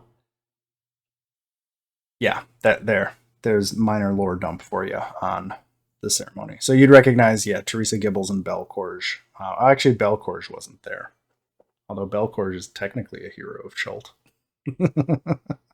He just followed us for a while. I somehow actually kind of miss Kellic. I mean, we could bring Kellic back somehow. I could do that. Turns out Kellic is just sitting in the corner of the bar, awkwardly blinking at people. Awkwardly bird blinking at everyone. Do I still have Kellic? Oh my god. Kellic is awkwardly sitting on the bar, on the stage, blinking at people. Nobody noticed he was there until now. And Kellic will just continue blinking at people or ignoring them. Belcorge will ask, and everybody can hear this. Are you brewing on premises, or are you bringing your wares to the bar? At first, I'll be bringing, but eventually, if you have the space, I'll do the brewing here. We shall have to make arrangements and potentially renegotiate with the guilds. Belcourt, look at you, Mr. Rule Follower over here. I am trying something new. The responsible bar owner. I never thought I'd see the day, Belcourt. Good for you. And Felix bird blinking at him. You all hear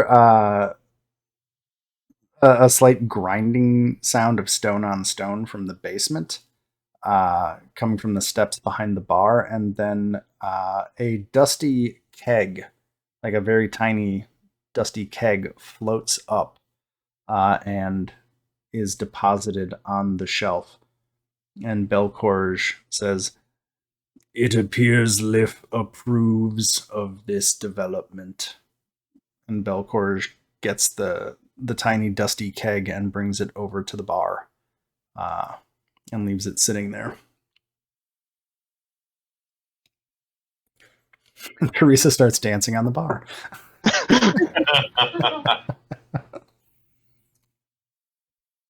Who's Leif?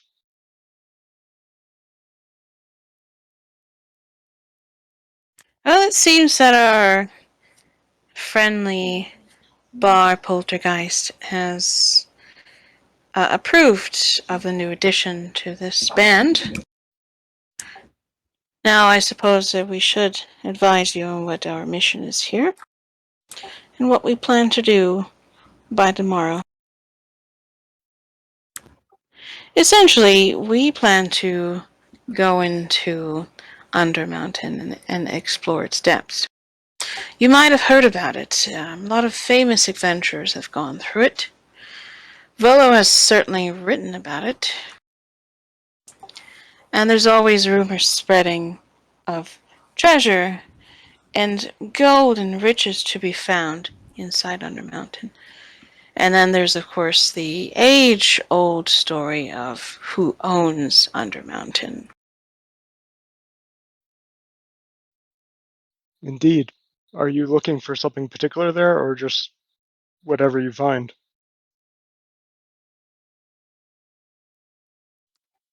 I I'm believe some of us in the have middle of an personal goals. investigation.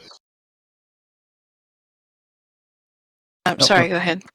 Lolly would just say, well, I am in the middle of an investigation, which has led me to believe that answers may lie below.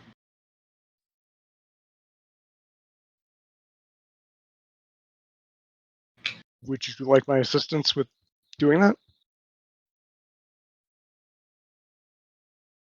Perhaps. We shall see where your talents lie.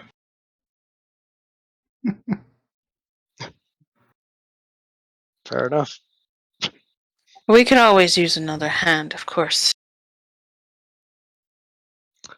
Well, I've seen the Especially battle an archery in undead my hand, time. am I right? Oh, What was that? I said especially an undead hand, am I right? Those are temporary. I prefer to be around the living. They have far more uses. And nods to Teresa and says, "Shall we crack open the cask that came up?" Of course, if the poltergeist brought it out, it would be rude not to accept. so if you guys do crack that cask open, it is a rather delightful brandy. Maybe we're not going tomorrow morning. Ivar chuckles and says, "Lightweight." Let's see, just the state of the bar, so you know, Anvar right now is mid renovation. As is maybe obvious from the map, this place has been pretty unused and fallen into poor repair. I think if I'm looking at the calendar correctly, it's about a week until the first set of renovations are done, and this place may be ready for business. If you Yeah. guys want to And open it, me and Xanthiel probably would be doing, what's it called again? Not creation, mending, but, well, mending and also fabricate. the other spell. Yeah, fabricate to create and fix things. Yeah, and Did the you say, go ahead. did you say he was gonna make like cups and shit, or was it the tables, or I forget what he was gonna make? New stools? I don't remember. Teresa I'm was not making sure. chairs and stuff. Yeah, once we hit that date, we'll switch over to the renovated map, and it'll stop looking like such a dump. But it does take the guild time. The Carpenters Guild is doing most of that work. With that Enver said, will say he can help mend stuff as well. you have so many spells fixing this place up. It's going to be like a Disney movie. Like a freaking Disney movie. Like a Disney movie. Can't decide if it would be. It doesn't matter. Frozen. I was thinking more like Sword in the Stone when Merlin shows up. Get some good silly songs going while he's bumbling about. Uh, there are, Anvar, so more floors to this joint. If you I'm just going to move you. I think. Do you see that little stair icon? Yeah. Try moving your token onto it. And then click on it. And then click on it. Yay! Okay. So that works. I don't know if there's anything particularly interesting, but I am playing around with using that mod that lets me link rooms on a map. So, yeah, there are a couple of floors to this. From the outside, you could tell there were 3 or 4 floors.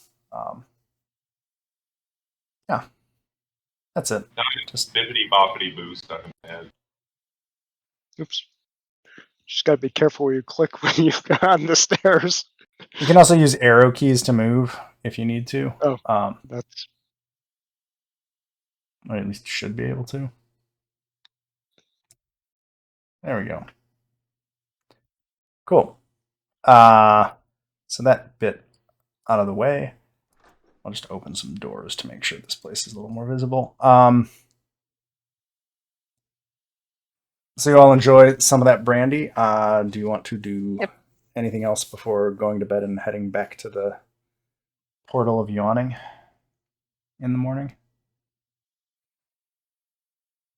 I guess before Anvar would leave, he would ask where and what time are we meeting at.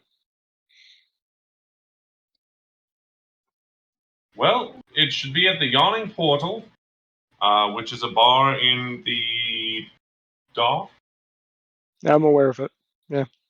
Yeah. So we'll be meeting there, let's say, approximately 9 in the morning. Okay. After we get back from that trip, I'll go get the stuff for beverages. Well, I'm No sense. sure that once we return from the first floor, we'll have considerable amount of gold to spend.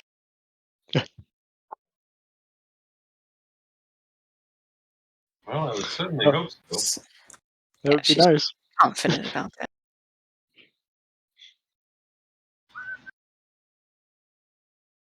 Cool. Gonna do anything else, or have me move you over to Yawning Portal? To the Yawning Portal. Yeah, you can go ahead and move us. Whoa. Oh, hey, everybody's still where they were before. Oh yeah, look at that's exactly what you drew. The pendant that we just found is still there. Seems suspicious. Yeah. It's like I did something wrong and had to fix it in post. Except it's a game. Oh my god. This map is awesome, but also a pain.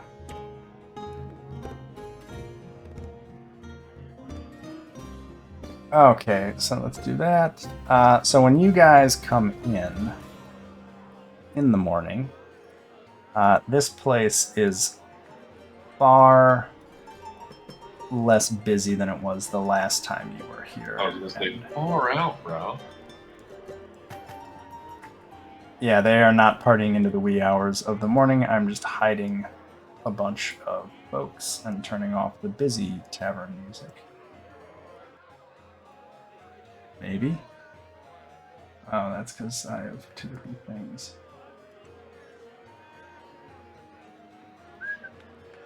On it. Turn that off. Okay, there we go. Let's see here. I don't know why it's not stopping. That's fine. Grab all of these. There. And Raynar's not here. And Bolo's not here. So when you guys come in the morning, I'll bring you back down to the door and get Anbar in here. And we will have everyone in. I'm not going to bring Kellic, because that would just be ridiculous. And I will make sure that's on. Okay. So when you come in, there's one person passed out in the back corner, and Durnan is behind the bar, kind of in the same place where you saw him before. And as you come through the door, he looks up and sees you all and says, "Oh, You're back. Welcome. Thank you very much. Hello, Durnan. How are you today? Cleaning up. I mean, seems early for a drink, but who am I to judge? Are you here on a social call, or are you looking for something to drink, or what brings you in? We are No looking to drinking start today, making our Durnan. way down below. So you want to head down the pit. Are you going after that druid, or are you looking to dive straight in from the top? What are you aiming for? For now, we are just going to get familiar with the first level of the Undermountain and go from there. Fair enough. Have you had breakfast yet?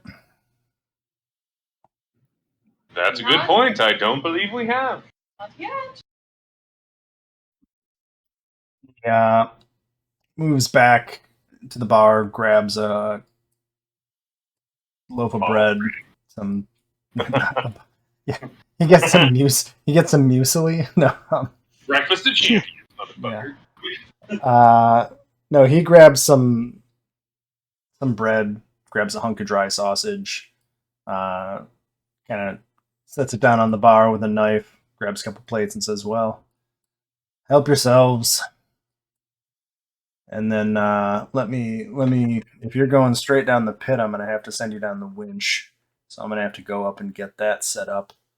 If you head straight down, and he looks all of you up and down, he says, "I think the first couple floors might be pretty simple for you. If you want to try and get further down right off the bat, I can give you a one-way trip, but you'll have to find your own way out either through some of the portals down there or just work your way back up." So essentially, either we take the riskier option that takes us further down, or take the less risky option that is a slower pace. Says, "Pretty much, yeah. Last time I went down there, which admittedly was some time ago, and for those who've come back up, it seems like Hallister makes this place more dangerous the deeper you go. And if you have I seem to recall you had something you were looking for down there in the Wyllowwood. So if you want to try and get closer to that to start with, I have one or two ways that I can help get you closer. Don't be telling people this. I don't want less equipped people to know that you can do that, mostly for their own safety. But if you want to do that, I can get you at least close. Or you can go down the top. It's up to you."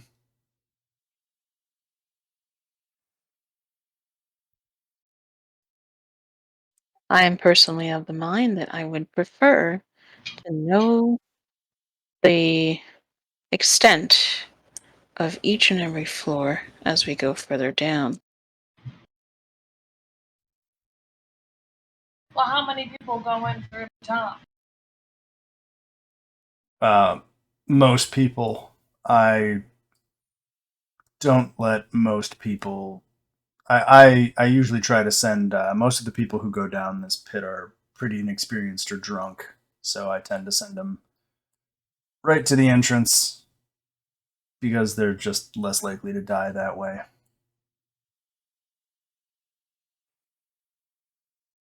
Just because of Lolly's investigative background, he would prefer to begin the Undermountain in the way he would an investigation, by starting at the beginning.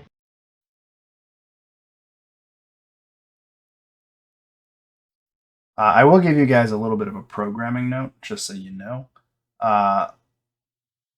There are a bunch of levels to Undermountain, and I am perfectly happy to run as many of them as you want to run.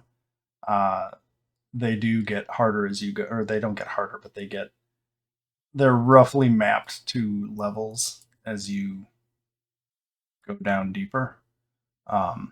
So just so you know, that's kind of how the content is, and there are parts of it that I have adjusted, and there are parts of it that I have not. So, yeah, just as a general note about how Undermountain is structured, so that you know that going into it. Right. So maybe we should go to level 12 instead. You can get to level 12 right away, but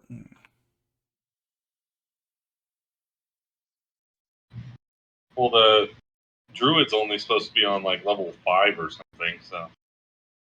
But Like I can said- you access anything else from the top, or do you have to go to the bottom? So Durnan can try to target you. So basically, Durnan can try to target you to a level when you want to go in. He's got. I'm just going to explain this to make more sense. He has some artifacts that he can use to try and request where you want to go and try and send you there. How close you get to where you want to go, like what level, or if you know locations on the level. It might work, it might not. Durnan will also tell you at various points in Undermountain, there are mirrors and archways that allow for teleportation, either between various levels or usually out of Undermountain. He doesn't know of any real teleportation methods into Undermountain. And the whole thing being built by Hallister and managed by Hallister, the Mad Mage, who supposedly is down there somewhere, is constantly changing and shifting. So what he knows based on the last group that he talked to going down there may not still be relevant. Pardon me. And so there are some basically fast travel points, but there's also places where sometimes you just have to go through parts of the whole complex to figure out, can you get out here? Can you find a teleportation thing? It's kind of variable in that regard. So the only risk of going straight to hopefully level 5 would be finding our way out afterwards. Exactly. Like, you might get lucky and stumble across an archway or mirror that takes you somewhere useful, or you might have to slog your way back up. I don't know. It seems like if we can avoid trouble going down, even though we'll find it either way, like on the way down or back up, but going back the way that we came doesn't guarantee that we won't find that trouble. So it seems to me it would be best case scenario we just get to level 5 or close enough to it and figure it out from there. Wally would also point out that if the maze is constantly shifting, going to level 1 to start with might not necessarily even end up being the same way we come back. So we might as well start with where we want to go.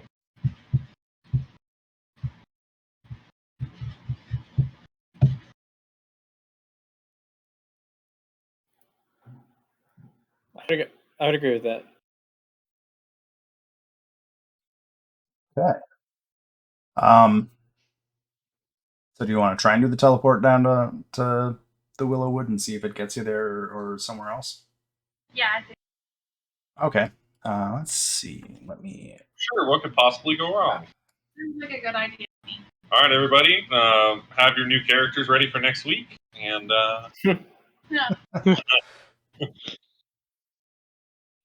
Well, I wasn't sure if you guys were even going to dive into Undermountain, so I've just want to.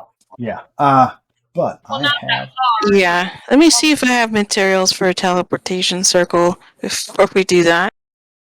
I have Word of Recall memorized so we can get back to somewhere if we need to.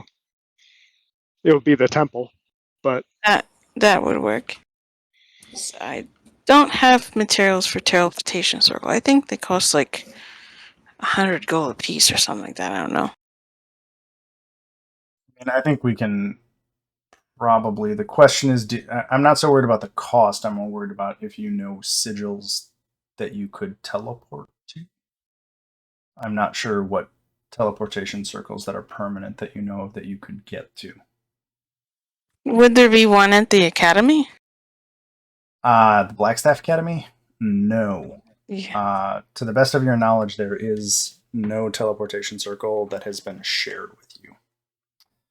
It is also where Vajra Blackstaff operates out of. So she does. It's not surprising to you that they didn't just say, like, hey, here's how to teleport into the Blackstaff Academy. You imagine that's probably something, if you want to find out more about, you could ask, but who knows what they'll say. Yeah, because I need to have some kind of link back to the city here. So I don't have the teleport spell yet. Because I think the teleportation circles that I know you know of are Port Nyanzaru, the Heart of Ubteo, and Baldur's Gate. Yeah. The main square of Baldur's Gate, which is not close to here at all. Yeah. You want to go back to Chult? We could do that. I would also point out that, like, we're going to a place that magic may not work the way that we intend it to. And I'm not necessarily a big fan of teleporting when I'm not sure it's going to work. Yeah, so you notice around the circle of the pit there are actually a bunch of brass plaques with warnings written on them. No? Okay, never mind. That's a joke. Didn't work. It's okay. No, it's funny. It's so funny. Wow, very funny. Oh. Okay, I won't try to do that. The Tomb of Annihilation jokes. Moving on. Oh, the riddles. Sorry, Graham. We didn't laugh at your joke. I'm sorry. Rocks fall, you all die. No. Well, that'd be very Tomb of Annihilation. No, it's more a giant stone smashes, make a reflex. All of a sudden, the entire bar collapses on your fucking head. Oh, wow. I mean, I can hold my breath for 15 minutes, so, as long as I'm still conscious, and even if it's in air. Why can't I see Xanthiel? That's weird. I can see Xanthiel. You can? She's invisible. And that's the only person I can see now. So weird. Anyway, okay. Yeah, I would probably just try to establish some kind of familiarity with at least some circle in Waterdeep for emergency. Oh, Okay. mine is a different map. Hey, Grim. Yeah? Alex is on a different map than I am. Hey, you're on the top floor. That's what happened. You're on the upstairs. There's a balcony. I'm upstairs. How about now? Same. How about now? Now I am. Okay, so that's how this works. Cool. So if you walk onto the stairs, it takes you up to the balcony. And if you walk back on the stairs, it takes you down from the balcony. That's fun. Yeah, right? Okay, well, so Durnan will prepare the artifact. He basically has what looks like a chime and a rug with a circle on it, and he will bring it out and invite you all to stand on it, and say, well, the way this works is you concentrate on where you want to go. I'll ring the chime. It'll make the carpet glow, and you step on it, and it'll take you all there. Safety not guaranteed, and results may vary. So whenever you're ready, I can ring this. Ivor goes, so where are we going? And Lolly will ask Durnan, is there any way that we could arrive close as possible to where the druid that we spoke of last time lives? Close to the druid? Thanks. Might work. Kind of shrugs. Lolly's just like, okay. He looks at everybody. Well, and he hits the chime with one of his forks, and it rings. The circle lights up and says, "Have fun." All I'm picturing right now is the like old school Star Fox, and they're just like, good luck.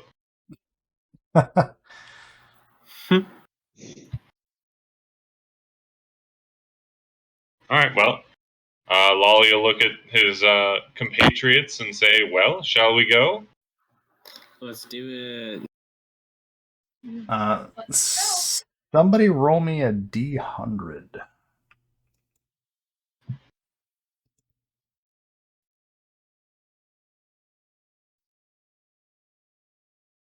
I'm gonna go with the first one because that was the first one that rolled. So Teresa got a 34. Let me do a little bit of this. So it was only 34% accurate, which is better than 8%. See. Oh. And cool. I will drop you all rather unceremoniously and with a splash. Whoa. Here we go. Black. You might wait, have to. Yeah. You might have to pan to the right a bit, or just zoom out until you can see what your characters can see.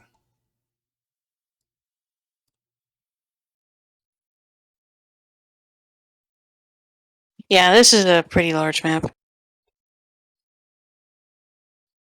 Yeah. This is a moderate-sized one for Undermountain. Yeah, compared to what I've seen with older Undermountain maps. Cool. So it looks like you're all finding yourselves. You all, as you step through, fall with a splash into this slowly flowing underground river, and off. The water's just deep enough that you can stand in it. You're not in danger of getting swept away. You can see to the. Go ahead. That's good because someone's not going to swim in plate mail.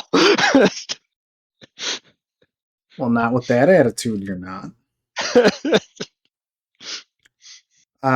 So yeah, you all splash down into this water, and one of the first things you notice down here is, aside from the sight lines being obstructed by large rocks reaching up into the ceiling, as you look up, it looks like the rock ceiling of this area fades into what looks like a sky, and there is sunlight. There is probably some effect that is making this ostensibly underground area appear to be outside. And you also see some fish swimming by you in the river, and on the bank of this underground river, a little bit to the west of you, there is a brown bear that notices you all or a black bear that sees you all splash into the water, kind of rears up and takes off running into a narrow space between stones, off into what looks like a forest in the distance.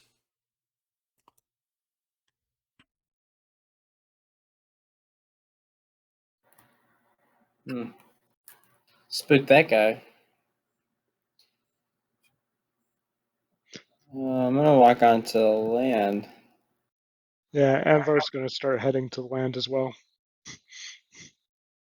Sorry to interrupt, but I gotta get going here. Okay. This might Good. as well be a good place to stop for the evening. Just, because got a huge map to explore here. So yeah, thanks everyone, and welcome to Undermountain. We made it. Excited to be here. We did it! Woo! Yeah. It'll be fun. There's I'm just gonna laugh when we're like, we did it! And then a giant fucking bear comes out of the forest and they're like, why are you picking on my baby Smash? yeah. There are Your son. 23 levels to Undermountain in total. Yeah, Okay. we'll cover that in the night. Oh, cool.